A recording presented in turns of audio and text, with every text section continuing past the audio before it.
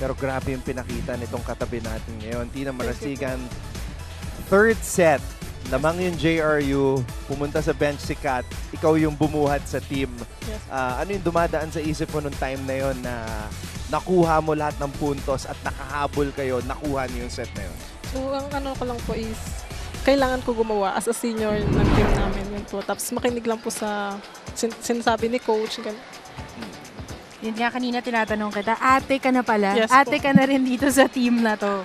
So tinanong ko to kay Kat earlier. Ano yung maituturo mo pa sa mga rookies, 'di ba? Para i-build yung character, i-build yung laro nyo sa loob. Kasi so far, sabi ni coach, yun na lang yung kulang nyo. Nagta-training kayo, maayos, pero hindi nagta-translate parate sa games.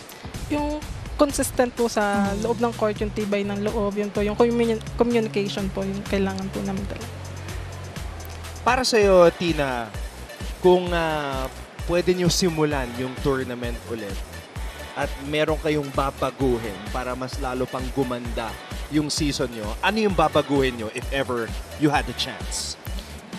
Yung communication sa court dapat maayos, may sistema. Tapos yung pakikinig lagi sa sinasabi ni coach na dapat pag pumasok kami sa court, may tapang kami. Yung pride and honor namin ilaban.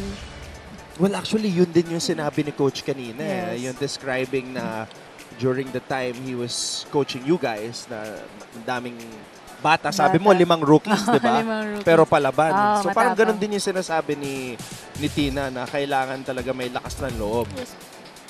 So, ano yung tingin mong biggest learning or takeaway mo sa season na to? Yung learning season na to?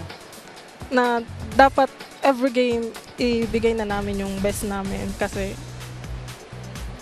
wala nang bawi pag matalo. So, Sige, eto. Sa Miyerkules, last match niyo of the season, letra Yes. ng kalaban. Ganda ng pinapakita ng letran ngayon. Paano niyo paghahandaan yon? And what can we expect from Tina Marasigan and San Sebastian sa inyong finale ngayong season 99? so expect po na lalaban kami sa next game namin na yun. Oo, kasi last season, 3 straight wins. Yes. So this season, may chance kayo. Ganun ulit, 3 straight wins sa darating na Miyerkules. I'm sure maraming nanonood ngayon, Tina. Pwede mo na sila batiin. So binabati ko po yung family ko dyan sa Batangas, Marasigan family po. Then yung coach ko po dati, si Kuya Jolo, si Kuya Dexter, yun po. Hello po sa inyo. Ano masasabi mo sa dance moves ni Kat Santos?